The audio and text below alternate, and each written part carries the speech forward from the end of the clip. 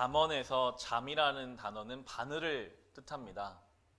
찌르다 혹은 바늘이라는 뜻이 잠입니다. 우리를 찌르는 말, 하나님이 우리의 심령을 때로 바늘처럼 찌르시는 것이 잠언입니다. 우리말 성경으로 번역할 때 잠언으로, 영어 성경이나 원래 히브리어 성경에서는 보통 교훈, 지혜 이렇게 해석될 수 있는데 우리 성경 바꿀 때는 잠언이라고 바꾸었더라고요. 이것이 참 와닿습니다. 때로 성경 말씀은 우리의 긴장을 잃어버린 삶에 긴장할 수 있도록 우리를 찌르십니다. 그렇게 해야 살 수 있다. 지금 긴장하고 살아야 온전한 길을 갈 수 있다라고 때로 우리를 찌르시는 것이 하나님의 말씀입니다. 성경은 우리의 좋은 교사가 되십니다. 날마다 이 말씀을 옆에 두고 내가 지금 잘 살고 있는지 우리를 돌아볼 수가 있기 때문입니다. 잠언은 어떠한 스토리가 있는 것이 아닙니다. 그래서 한 구절 한 구절이 다 의미 있게 다가올 수 있습니다. 내가 있는 상황에 따라서 더 와닿는 구절이 있기도 하고 어떤 경우에 따라서 나이에 따라서 상황에 따라서 서로 다르게 묵상할 수 있는 것이 바로 잠언입니다. 오늘은 잠언의 몇몇 구절들 함께 살펴보면서 그 은혜를 나누려고 합니다. 잠언의 주제를 찾아본다면 잠언 1장 7절로 찾아볼 수가 있습니다. 잠언 1장 7절을 보시면 우리 1장 7절을 함께 읽겠습니다. 주님을 경외하는 것이 지식의 근본이오늘 어리석은 사람은 지혜와 훈계를 멸시한다. 아멘. 하나님을 경외하는 것이 가장 지혜로운 인생이다. 경외한다는 것은 두려워한다는 것입니다. 하나님이 계시다. 그 하나님이 지금도 나를 보고 계신다. 내 겉모습만이 아니라 내 마음까지도 내 생각까지도 보고 계신다라고 늘 생각하는 것이 하나님을 경외하는 것입니다. 성경은 그렇게 사는 인생이 가장 복된 인생, 그렇게 사는 인생이 가장 안전한 인생이 될 것이라고 이야기해 줍니다. 반대로 하나님이 어디 있어? 하나님을 부정하고 내 마음대로 나 하고 싶은 대로 사는 인생이 어리석은 인생이라고, 그것이 주님 주시는 지혜라고 잠언이 먼저 설명을 해놓고 그렇게 진도를 나가고 있습니다. 그렇게 해놓고 이어지는 8절을 보시면 아이들아 아버지의 훈계를 잘 듣고 어머니의 가르침을 저버리지 말아라 라고 나옵니다. 부모님의, 아버지의 훈계, 어머니의 가르침. 좋은 말로 해서 훈계고 좋은 말로 해서 가르침이죠. 우리말로 바꾸면 잔소리가 될 수도 있습니다. 부모님이 자녀들에게 하는 이야기는 때때로 자녀들은 잔소리로 듣게 되잖아요. 저는 두 아래 남동생이 하나 있어서 장남입니다. 저희 어머니는 여느 어머니들과 같이 잔소리가 많으십니다. 옷을 따뜻하게 입어라, 인스턴트 음식을 꼭 먹지 마라, 운동을 해라, 친구를 만나라, 독서를 해라, 항상 여러 가지 이야기들을 저에게 해주십니다. 제가 결혼을 하고 나서 그 모든, 제가 결혼을 하고 나가고 제 동생도 지금 집에 안 살고 있기 때문에 모든 잔소리가 저희 아버지에게 가고 있다라는 이야기를 저희 아버지가 하시더라고요. 그렇게 잔소리의 근원, 왜 부모님은 자녀들에게 잔소리라고 하는 그 이야기를 하게 될까요? 그 근원은 사랑입니다. 자녀가 잘 됐으면 하는 마음. 정말 저 자녀를 너무나 사랑하기 때문에, 나보다 더 사랑하기 때문에 나는 그렇게 못 살아도 내 자식은 행복한 인생, 제대로 된 인생을 살았으면 좋겠으니까 그 사랑하는 마음이 말로 표현되는 것이 이렇게 좀 해라, 이렇게 해라 라고 이야기가 됩니다. 하나님 역시도 마찬가지십니다. 하나님이 우리를 사랑하시기 때문에 이 말씀을 우리에게 주십니다. 이렇게 살아야 된다. 하나님이 우리를 말할 수 없이 사랑하시기 때문에 성도들에게 삶의 지침을 주고 계시는 것입니다. 결국 이 잠언은, 우리에게 주신 성경은 하나님의 사랑입니다. 우리가 지금 새벽마다 누가복음 읽어가고 있는데요. 내일 누가복음 끝이 나요. 마지막으로 오면 예수 그리스도의 십자가가 나옵니다. 얼마나 주님이 우리를 사랑하셨는지 알 수 있어요. 예수 그리스도가 이 땅에 오신 말씀이시거든요. 육신을 입고 오신 말씀이 예수 그리스도이십니다. 예수 그리스도가 우리에게 보여주신 것이 사랑이죠. 헌신적인 사랑, 말할 수 없는 사랑. 하나님이 우리를 그렇게 사랑하셔서 우리에게 말씀해 주시는 것. 부모님의 기분 좋은 잔소리처럼 우리를 좋게 해주는 그 하나님 말씀을 우리가 함께 살펴보게 될 것입니다. 잠언 3장 5절부터 8절까지를 보시면 이렇게 이야기가 나옵니다. 잠언 3장 5절부터 8절까지 보시면 너희의 마음을 다하여 주님을 의뢰하고 너의 명철을 의지하지 말아라. 내가 하는 모든 일에서 주님을 인정하여라. 그러면 주님께서 내가 가는 길을 곧게 하실 것이다. 스스로 지혜롭다고 여기지 말고 주님을 경외하며 악을 멀리하여라. 그러면 이것이 너희 몸에 보약이 되어 상처가 낫고 아픔이 사라질 것이다 라고 나옵니다. 이 솔로몬의 잠언입니다. 세상에서 가장 지혜로운 사람 중에 한 명이라고 솔로몬이 지금 뭐라고 이야기하는가 하면 내가 지혜 없음을 인정하는 것, 그게 지혜라는 거예요. 나의 지혜가 부족하고 나의 지혜는 의지할 만한 것이 아니라는 것, 그거를 아는 것이 가장 지혜로운 것이다. 그리고 하나님을 의지하는 것, 그것이 지혜로운 것이라고 우리에게 이야기해주고 있습니다. 내 힘으로, 내 생각으로, 내 경험으로만 살아가려고 할 때 우리는 늘 마음이 복잡해집니다. 지금 앞에 있는 문제를 잘 해결했어요. 그러면 또 생각하지 않은 문제가 그 다음에 또 튀어나옵니다. 생각하지도 않은 방향에서 우리의 삶 문제를 힘들게 만들죠. 우리의 지혜, 우리의 방법으로 할 때 우리의 부족함을 느끼게 됩니다. 그때 성도들의 특권은 바로 오늘 이 잠언의 가르침처럼 주님을 의지하는 것입니다. 주님, 저는 못하겠습니다.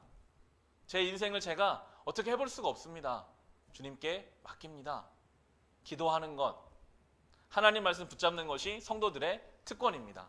우리가 하나님 앞에 기도하다 보면 하나님 이 문제 어떻게 하면 좋을까요? 제 인생 어떻게 살면 좋을까요? 하나님 앞에 기도로 씨름하다 보면 내가 보지 못하는 것을 때로 보게 해주세요. 아, 이거 이렇게 하면 되겠구나. 우리가 이 말씀 속에서 하나님 내가 이 말씀대로 어떻게 살면 좋을까요? 말씀을 듣고 씨름하다 보면 내가 경험하지 못한 것들을 알게 되고 경험하게 되고 그 길을 갈 수 있도록 우리를 인도해 주시는 것을 경험하는 것이 성도의 삶입니다. 그게 바로 내 명철을 의지하지 않고 하나님을 의지하는 복된 삶이라고 성경이 우리에게 이야기해 줍니다. 그렇게 주님 원하시는 삶을 살면요, 3장 26절을 보시면 3장 26절에 그렇게 사는 성도들에게 주님께서 내가 의지할 분이 되셔서 너의 발이 덫에 걸리지 않게 지켜주실 것이다 라고 이야기해주고 있습니다. 주님이 우리 발 앞에 덫을 걸리지 않도록 우리를 지켜주실 것이라고, 성도의 삶이 이렇게 될 것이라고, 얼마나 복된 삶입니까? 우리의 지혜로 가면 걸릴 덫을 걸리지 않게 해주신다고 약속해 주시면서 그런 복을 받은 성도들에게 또 요구하시는 것들이 있어요. 바로 이어지는 27절부터 보시면 성도들에게 이렇게 살아가라 라고 말씀하시는데요. 27절에 너희 손에 선을 행할 힘이 있거든 도움을 청하는 사람에게 주저하지 말고 선을 행하여라. 내가 가진 것이 있으면서도 너희 이웃에게 갔다가 다시 오시오. 내일 주겠소 말하지 말아라. 너를 의지하며 살고 있는 너희 이웃에게 해를 끼칠 계획은 꾸미지 말아라 라고 하십니다. 32절에는요. 참으로 주님은 역겨운 일을 하는 사람은 미워하시고 바른 길을 걷는 사람은 늘 사귐을 가지신다 라고 말씀하고 계십니다.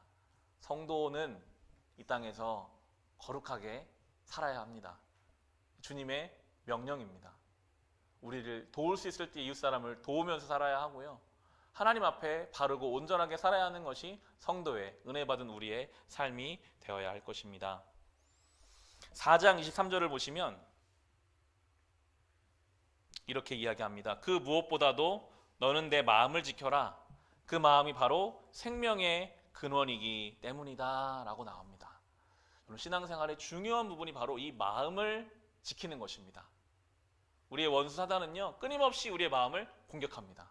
어떻게든 그 마음을 붙잡아서 흔들려고 합니다. 우리의 마음이요, 영적인 전쟁터예요. 끊임없이 우리의 마음을 우울하게 하고 외롭게 하고 허망하게 하고, 그리고 우리의 마음에 갈급함을 줘서 이걸 채우려고 뭔가로 자꾸만 채워야지만 불안하지 않은 것처럼 우리의 마음을 끊임없이 흔들려고 합니다. 성경에도 많이 나오죠. 가룟 유다에게 예수님을 팔 마음을 집어넣었다고 나옵니다. 무서운 일이잖아요. 예수님을 팔 마음까지 안에 집어넣습니다. 마음을 집어넣지만 그 마음을 붙잡고 선택하는 일은 인간이 하는 것이죠. 예수님도 시험했던 것이 원수의 공격이었습니다. 저와 여러분의 마음을 끊임없이 공격할 겁니다. 그리고 잠언이 말하죠. 마음을 지키래요. 마음은 지켜내야 하는 것입니다. 어떻게 우리의 마음을 건강하게 지켜낼 수 있을까요? 사랑이, 우리가 사랑 안에, 우리의 마음에 사랑이 공급될 때 우리의 마음이 건강해져서 마음을 지킬 수가 있습니다. 다른 사랑이 아니라 특별히 하나님의 사랑이 우리 안에 지속적으로 공급될 때 우리의 마음이 건강해지고 힘이 생겨요. 하나님이 정말 나를 사랑하시는구나. 이게 내 마음에 온전하게 믿어지고 내 사실이 되면 마음에 힘이 생깁니다. 성경 곳곳에 그런 일들이 나오고 있거든요. 베드로를 비롯해서 많은 제자들이 예수님의 사랑을 경험하기 전에 예수님 버리고 다 도망갔습니다. 도망간 자기들을 부활하신 주님이 찾아오시는 것을 경험하면서 그 사랑, 말할 수 없는 사랑을 경험하고 나서는 목에 칼이 들어와도 순교를 당하면서도 끝까지 그 믿음의 길을 걸어갔습니다. 어떤 차이가 있을까요? 마음을 지키는 일은 하나님이 나를 사랑하시는구나. 하나님이 나 같은 사람을 사랑하시는구나. 이게 내 마음에 들어오면요, 어떠한 것도 그 사람을 흔들 수가 없어요. 우울함도 외로움도 그 어떠한 것도 어디를 갖다 놔도 그 사람은 하나님 앞에 온전하게 살아갈 수가 있는 것인데, 아무리 좋은 환경이 있어도요, 우리의 마음이 병들면 아무것도 할 수가 없는 것입니다. 마음을 지키십시오. 여러분의 마음을 지키셔야 합니다. 저 개인적으로 찬양을 듣는 것도 큰 도움이 되더라고요. 이렇게 찬양을 들으면서 길거리를 걷거나 운전을 할 때 때로는 그 가사가 막 마음이 막 와닿아요.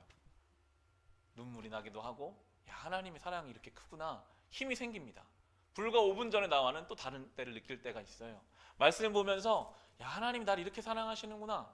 예배를 드리면서 하나님의 사랑을 느끼면요, 분명히 10분 전, 15분 전에 나와는 완전히 다른 존재가 또 되어 있습니다. 기쁜 마음, 감사한 마음, 뭐든지 할 수 있는 그런 마음이 생겨지는 것이죠. 마음을 지키셔야 합니다. 전쟁터입니다. 아마 또 여러분의 마음을 공격할 겁니다. 그때마다 이 말씀을 생각하시면서 마음을 지켜야지. 생명의 근원이 여기 있으니까. 하나님이 나를 사랑하시지. 계속 그 사랑을 붙잡으셔야 돼요. 그 사랑을 놓치는 순간 우리는 전쟁에서 질 수밖에 없기 때문입니다. 그리고 잠언에서 또 강조하는 것이 굉장히 구체적으로 성실하게 부지런하게 사는 것을 잠언은 강조합니다. 6장 9절을 보시면 6장 9절부터 11절에 게으른 사람아 언제까지 누워 있으려느냐, 언제 잠에서 깨어 일어나려느냐, 조금만 더 자야지, 조금만 더 눈을 붙여야지, 조금만 더 팔을 베고 누워 있어야지 하면 내게 가난이 강도처럼 들이닥치고 빈곤이 방패로 무장한 용사처럼 달려들 것이다 라고 하십니다. 믿는 사람들에게 성실하게 살라고 이야기해요. 게으름을 피하라고 말씀하십니다. 단순히 우리의 인생의 잘됨을 위해서만 이렇게 하라는 것이 아닙니다. 하나님이 우리에게 인생을 주셨어요. 하나님이 주인이십니다. 우리가 성경에서 하나님을 주님이라고 부르잖아요. 우리 인생의 주인이 하나님이시거든요. 우리에게 생명을 주셨고 언젠간 그것을 가져가실 거예요. 주인 되신 하나님 앞에 우리는 성실하게 이 삶을 살아가야 합니다. 특별히 신앙에 있어서도 성실함을 가지시기를 바랍니다. 우리가 이럴 때가 많죠. 아이고 피곤하니까 좀 미뤄야지. 신앙적인 것, 하나님과의 관계를 더 뒤로 미룰 때도 많이 있습니다. 그럴 때 우리의 신앙이 빈곤해질 것이라고 또한 성경이 우리에게 이야기해주고 있습니다. 성실하게 맡겨진 삶을 살아가시기를 바랍니다. 또한 우리가 성실해야 할 것은 바로 사랑인데요. 10장 12절을 보시면 잠언은 이렇게 이야기합니다. 미움은 다툼을 일으키지만 사랑은 모든 허물을 덮어준다 라고 하면서 사랑할 것을 이야기합니다. 무엇이 사랑일까요? 이 표현에 따르면 사랑은 모든 허물을 덮어준다. 무조건 덮어주는 것이 사랑인가? 때로는 지적하는 것도 필요하죠. 하지만 사랑의 본질은 덮어주는 것입니다. 하나님이 우리를 그렇게 사랑하셨어요. 우리를 덮어주셨습니다. 사랑의 본질은 덮어주고 이해하고 용서해주고 감싸주는 것, 이것이 사랑이라고 성경이 우리에게 말해주고 있고요. 우리가 그런 사랑을 받은 존재입니다. 내일은 쉬는 날이죠. 아마 가족들과 시간을 보내시겠죠. 좀 떨어져 지낼 때는 오히려 문제가 없는데 하루 종일 같이 있다 보면 더 지적할 것이 생길 수도 있습니다. 그럴 때마다 우리는 덮어주는 사랑을 살아야 합니다. 이것이 지혜입니다. 어떻게 하면 우리 인생이 가장 복된가? 덮어주는 삶을 살 때. 사랑하는 사람들을 정말 내가 눈에 보이는 것들을 덮어주는 삶을 사는 것이 가장 행복한 인생이라고 오늘 잠언이 그것이 지혜라고 우리에게 말해줍니다. 보이는 것마다 지적하고 그것을 바꾸려고 하는 것이 지혜로운 삶이 아니라 덮어주는 삶을 살아가라고 오늘 우리에게 이야기해주고 있는 것입니다. 그러한 복된 삶을 만들어 가시기를 바랍니다. 그것과 연결해서 15장 16절 17절을 보시면 15장 16절과 17절에 재산이 적어도 주님을 경외하며 사는 것이 재산이 많아서 다투며 사는 것보다 낫다. 서로 사랑하며 채소를 먹고 사는 것이 서로 미워하며 기름진 쇠고기를 먹고 사는 것보다 낫다라고 성경이 우리에게 이야기해주고 있습니다. 사랑하며 사는 것, 주님을 경외하며 주님을 두려워하며 사는 가정이 가장 행복한 가정이 될 것이라고, 세상에서 추구하는 그 경제적인 부유함보다 훨씬 더 복된 삶이 여기에 있다고 우리에게 이야기해주고 있습니다. 여러분의 가정을 이런 가정으로 만들어 가시기를 바랍니다. 하나님을 경외하는 가정, 서로 사랑하는 가정, 열심히 일해서 경제적인 부유함만을, 열심히 공부해서 세상적인 등수만을 추구하는 가정이 아니라 정말 하나님 앞에 하나님을 경외하고 서로 사랑하는 가운데 사는 것이 가장 행복한 인생이라고 또한 우리에게 이야기해주고 있습니다. 16장에서 한 번 더 우리가 반복하는 것이 16장 1, 2, 3절을 보시면 계획은 사람이 세우지만 결정은 주님께서 하신다. 사람의 행위는 자기 눈에는 모두 깨끗하게 보이나 주님께서는 속마음을 꿰뚫어 보신다. 내가 하는 일을 주님께 맡기면 계획하는 일이 이루어질 것이다 라고 말씀하십니다. 아무리 우리가 계획을 세워도요, 그걸 행하시는 분은 하나님이십니다. 여러분 10년 전에 오늘을 생각할 수 있으셨나요? 길에 가는 사람 누구를 붙잡고 물어봐도 10년 전에 생각한 오늘입니까? 10년 동안 계획한 일이 얼마나 이루어졌습니까? 우리의 삶을 돌아보면요, 정말 우리가 계획한 것대로 이루어진 것이 많지 않아요. 계획하지 않은 것들이 이루어지고 또 그 다음 일로 연결되고, 아무리 우리가 계획을 세워도 우리는 돌아보면 생각하지 않은 길로 이렇게 인도된 것을 우리는 경험할 수가 있습니다. 그러면 우리는 너무 허무한 것인가? 하나님이 다 인도해 가실 거면 우리는 계획도 세우지 말아야 할 것인가? 우리는 내일 일은 모르지만 하나님이 오늘을 우리에게 선물로 주셨습니다. 지금 이 순간은 우리가 살아갈 수 있잖아요. 하나님이 주신 이 순간을 거룩하게 사는 것이 성도의 임무입니다. 내일 일은 모르죠. 내일 우리가 어떻게 될지 알 수 없으나 지금 이 순간을, 오늘 이 자리에서 예배를 주님 앞에 성실하게 드리고 또 돌아가서 각자의 가정에서 각자의 삶에서 하루하루를 제대로 살아가는 것들을 통해서 하나님의 계획하심을 누리며 경험하며 살아가는 것이 성도의 삶인 것입니다. 19장 21절에도 이렇게 말씀하고 계십니다. 19장 21절에 사람의 마음에 많은 계획이 있어도 성취되는 것은 오직 주님의 뜻뿐이다 라고 나옵니다. 반복해서 나와요. 많은 사람들이 아마 이것을 놓치고 살기 때문에 잠언은 끊임없이 아무리 인간적으로 계획하고 생각해도 그 뜻대로 안 될 수 있다, 그 뒤에 하나님의 뜻이 있다, 때로 우리의 뜻대로 되지 않을 때, 내가 생각한 것처럼 우리 인생이 흘러가지 않을 때 하나님이 하나님의 뜻을 이루고 계시는구나, 그렇게 믿고 우리는 이 길을 걸어갈 수 있다면 그것이 하나님 보시기에 기쁘고 아름다운 믿음일 것입니다. 22장 6절에서는 이렇게 이야기하고 있습니다. 마땅히 걸어야 할 그 길을 아이에게 가르쳐라. 그러면 늙어서도 그 길을 떠나지 않는다라고 나옵니다. 마땅히 가야 할 길을, 신앙의 길이겠죠. 믿음의 길이겠죠. 지혜로운 길이겠죠. 이것을 아이에게 가르치래요. 그래야 그 길을 걸어갈 것이라고. 무엇으로 아이를 가르칠 수 있을까요? 말로? 하나님 잘 믿어야 된다. 그렇게 부모가 이야기했는데 전혀 그런 삶을 살지 않았을 때 아이가 그것을 배울까요? 아닙니다. 삶으로 가르쳐야 합니다. 자녀를 가르치는 것, 아이들을 가르치는 것은 보여줘야 합니다. 먼저 그 길을 가야 합니다. 그래야 그 뒤를 따라갈 수가 있습니다. 자녀를 가르치라고 하는 성경의 가르침은 먼저 부모된 우리가, 먼저 선배된 우리가 그 길을 걸어가라는 것입니다. 그래서 나를 따라와라 이렇게 가르치라고 성경이 우리에게 이야기해주고 있습니다. 신앙의 길을 온전히 살아가는 것이 나만 좋은 것이 아니라 내 뒤에 따라올 나의 다음 세대까지 좋은 영향을 줄 수 있다는 것을 우리는 알 수가 있습니다. 마지막으로 우리 30장을 보실까요? 30장 8절 9절 보시면 참 귀한 기도를 지금 아굴이라는 사람이 자신의 자문을 통해서 주님께 드리고 있는데요. 30장 8절과 9절에 허위와 거짓말을 저에게서 멀리하여 주시고 저를 가난하게도 부유하게도 하지 마시고 오직 저에게 필요한 양식만을 주십시오. 제가 배가 불러서 주님을 부인하면서 주가 누구냐고 말하지 않게 하시고 제가 가난해서 도둑질을 하거나 하나님의 이름을 욕되게 하거나 하지 않도록 하여 주십시오 라고 기도하고 있습니다. 이것이 참 지혜입니다. 인간이 얼마나 연약한지 너무 부유해도 하나님 앞에 죄를 짓고 너무 가난해도 하나님 앞에 죄를 짓기 때문에 주님 저희가 이렇게 연약한 인간이니 적당하게 살아갈 수 있도록 하나님 앞에 죄를 짓지 않는 환경으로 나를 인도해 달라라고 기도하고 있습니다. 잠언의 결론은 인간이 얼마나 연약한지를 스스로 깨닫고 고백하는 것, 내 힘으로 안 되는 것을 인정하는 것, 그리고 철저히 주님을 의지하는 것, 이것이 주님 모시기에 가장 지혜로운 인생이라고 우리에게 설명해 주고 있습니다. 잠언은 길입니다. 지혜로운 길, 성도가 살아가야 할 길, 어떻게 살아야 하는지를 구체적으로 우리에게 이야기해 주고 있습니다. 예수 그리스도가 먼저 앞서 그 길을 가셨습니다.